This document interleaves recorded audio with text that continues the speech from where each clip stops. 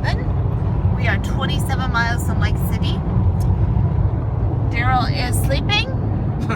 No, we're not. Daryl's not sleeping. Daryl's not sleeping, hopefully. Karis is sleeping! Jonathan is sneezing and playing with Grandma's book. And I am just doing whatever.